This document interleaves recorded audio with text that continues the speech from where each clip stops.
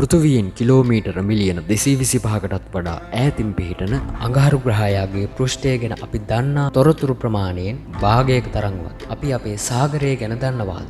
අපි මුහුදු පතුලේ ගවේෂණය කරලා තියෙන්නේ තාම 120ක් විතරයි. නවීන බහුකදම්බ සෝනාර් පද්ධති මගින් සිතියම් ගත කරලා තියෙන්නේ ගෝලීය සාගර ප්‍රමාණයෙන් 105ක් විතරයි. සාගරයේ ගැඹුරුම තැන මරියානා ආගාදී කියලා අපි දන්නවා වුණත් ඊට වඩා අඩු ගැඹුරක තිබෙන මහා ගිනි කඳු පිපිරීම් විශාල ප්‍රමාණයක් අපේ සංවේදී උපකරණ වලට හසු නොවී සිද්ධ වෙනවා. මුහුදු යට අති විශාල ගිනි කඳු පිපිරීම අපිට මගහැරෙනවා නම් තව අපිට කොච්චර දේවල් මගහැරෙනවා ඇතිද? අභිරහස් ගොන්නක් රඳවාගත් අඳුරු ගැඹුරු සීතල මහා සාගරයට මිනිසුන් තවමත් ආගන්තුක වන්නේ ඇයි? පෘථිවියේ මතු පිටින් 71ක් වසාගත් මහා සාගරයේ දිස බලන්නට හොඳම තාක්ෂණය තමයි සෝනාර්. මුහුදේදී රේඩාර් හා ආලෝක තරංග වලට වඩා වැඩි දුරක් ශබ්ද තරංග ගමන් කරන නිසා ශබ්ද තරංගවල හඳුනා ගැනීම අනුව මුහුද යට නිරීක්ෂණයට සෝනාර් තාක්ෂණය යොදා ගන්නවා. සෝනාර් තාක්ෂණයේදී සිද්ධ වෙන්නේ අපි මුහුදට යවන ශබ්ද තරංගයක් මොනයම් හෝ පෘෂ්ඨයක හරි වස්තුවක හරි වැදිලා නැවත පරාවර්තනය වෙන තරංගය හඳුනාගෙන මුහුද ඇතුලේ තියෙන්නේ මොනවාද කියලා අදහසක් ගන්න එකයි. මේ විදිහට ශබ්ද තරංග යවලා ඒවා නැවත ආවට පස්සේ ග්‍රහණය කරගන්න එක සක්‍රීය සෝනාර් තාක්ෂණයයි. එහෙම නැතුව සාගරයේ ඇතුලේ විවිධ හේතුන් නිසා මතුවන ශබ්ද තරංග වලට ඇහුම්කන් දීගෙන ඉඳලා හඳුනා ගැනීමේ ක්‍රියාවලිය නිෂ්ක්‍රීය සෝනාර් තාක්ෂණය කියලා හඳුන්වනවා. හැබැයි මේ සෝනාර් තාක්ෂණයෙන් අපිට 100%ක් නිවැරදි තොරතුරු ලබා ගන්න පුළුවන් කමක් නැහැ. මීට අමතරව මහා මුහුද ගැන දැනගන්න චන්ද්‍රිකා තාක්ෂණය, ROV හෙවත් දුරස්ථ පාලක යාන, බෝයි නම් පාවෙන උපකරණ, මෙගාකෝරස්, වෝටර් සාම්පල්ස්, අධිවිභේදන වීඩියෝ කැමරා හා භූකම්පන මාන හා විශේෂ කිමිදුම් උපාංග යොදා ගන්නවා.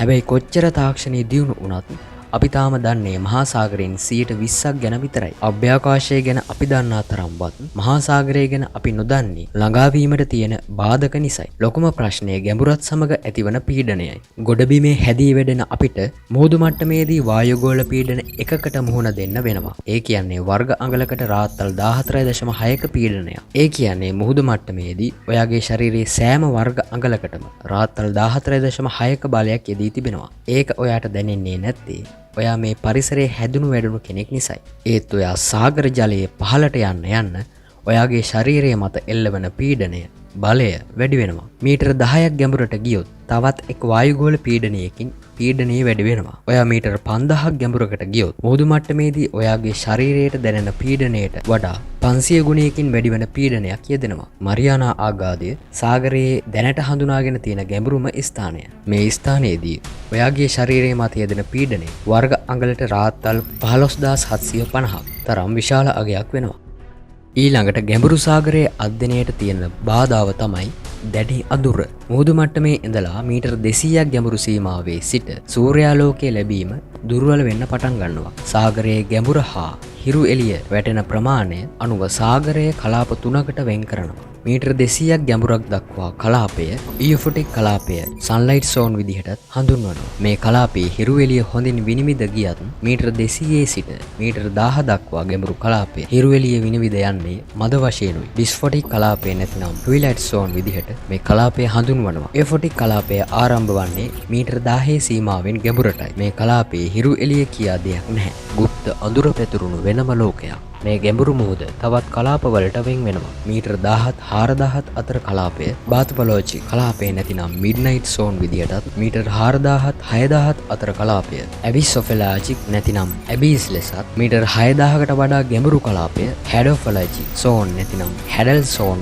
විදිහටත් හඳුන්වනවා. ගැඹුරු මුහුදේ මීටර 1000 සීමාවෙන් ඔබට පවතින සදාකාලික අඳුරු ලෝකයේ පහළට යනකොට උෂ්ණත්වය සීග්‍රයෙන් අඩු වෙනවා. මේ අධික සීතල නිසාම පහළ තියෙන ගිනි කඳු විවර අසලේ පිටවෙන සෙල්සියස් 400ක් තරම් උණුසුම් ජලය මීටර කිහිපයක් තුල සෙල්සියස් 4ක් දක්වා පහළ වැටෙනවා. මේ අඳුරු සීතල කලාපය අභිරහස් ගොඩක් හැංගිලා තිබෙන අපේම ලෝකයේ තුල පවතින පිටසක්වල ලෝකයක් වගේ.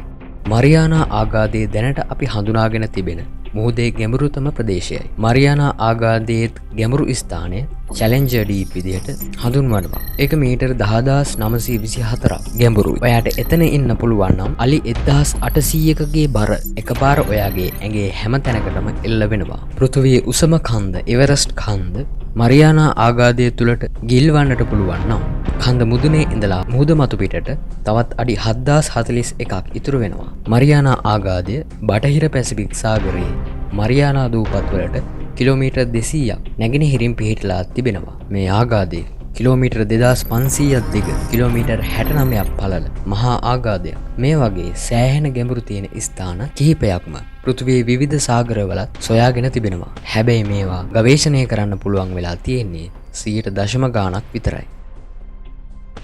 සාගරයේ ගැඹුරුම තැන්වල ජීවත් වෙන ජීවීන්ගේ පුදුමාකාර අනුවර්තන තිබෙනවා. ඔවුන් තුළ වායු ගබඩා කිරීමක් නොවන නිසා අධික පීඩන තත්ත්වයන් වල ජීවත් වෙන්න පුළුවන්. ඔක්සිජන් නැති නිසා සෛලවල ශක්තිය උත්පාදනයට මයිටොකොන්ඩ්‍රියා වෙනුවට වෙනත් ව්‍යුහ පිහිටා තිබෙනවා. ශරීරයේ ජිලි ස්වභාවයක් තිබෙන මස් වලින් නිර්මාණය වෙලා තිබෙන නිසා දැඩි පීඩනයක් හමු වී ඉහළ උත්ප්ලාවකතාවක් ලබා දෙනවා. ඔවුන්ගේ නාලාකාර ඇස් පිහිටනවා. ආලෝකය විහිදුවන සෛල තිබෙනවා. විනිවිද පෙනෙන ශරීර තිබෙනවා. මැරීන් ස්නෝ කියන්නේ සාගරයේ සූර්යාලෝකයේ වැටෙන ඉහළ කොටස් වලින් නිර්මාණය වන කාබනික ද්‍රව්‍ය පහළ කොටස් වලට වැටීමයි. මේ කාබනික ද්‍රව්‍ය මත විශාල වශයෙන් ගැඹුරේ සිටින ජීවීන් යැපෙනවා. මීට අමතරව ගිනිකඳු විවර පවතින ස්ථානවල හා හයිඩ්‍රෝකාබන් තරල කාන්දු වන ප්‍රදේශවල රසායනික ශක්තිය මගින්ද ජීවීන්ට අවශ්‍ය ශක්තිය ජනනය සිදු වෙනවා. සාගරයේ ගැඹුරුම ස්තරවල ජීවත් වන ජීවීන් පිළිබඳව අපි දන්නේ හරිම ටිකයි. අපිට මගහැරුණු බොහෝ දේ තිබෙනවා.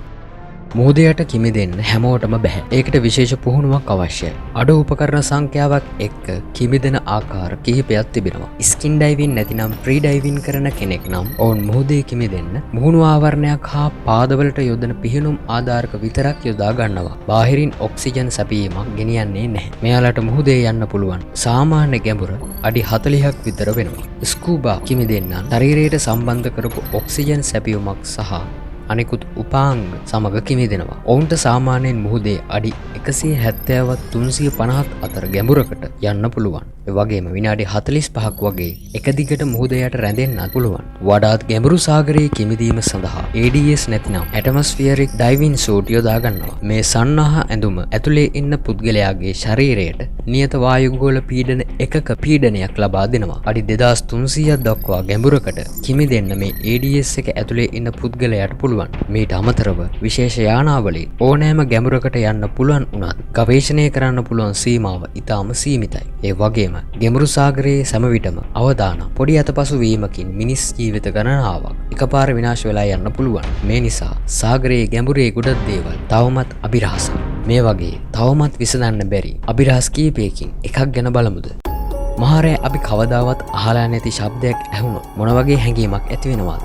මේ වගේ මහා සාගරයේ අඳුරු කලාප වලින් වසර ගණනාවක් තිස්සේ ඇසෙන පැහැදිලි කරන්න බැරි ශබ්ද තිබෙනවා. The Blue Pah, Julia කියන්නේ ඒ වගේ ප්‍රසිද්ධ ශබ්ද දෙකක්. අහලම බලන්න.